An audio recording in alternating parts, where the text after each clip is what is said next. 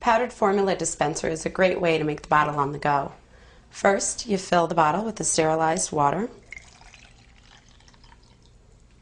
Then you fill the dispenser with the formula.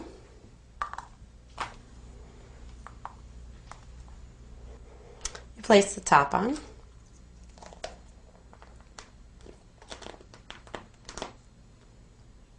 And you put it in the bottle. And you're ready to go. When it's time to feed the baby, you just take the bottle top off, take the dispenser out,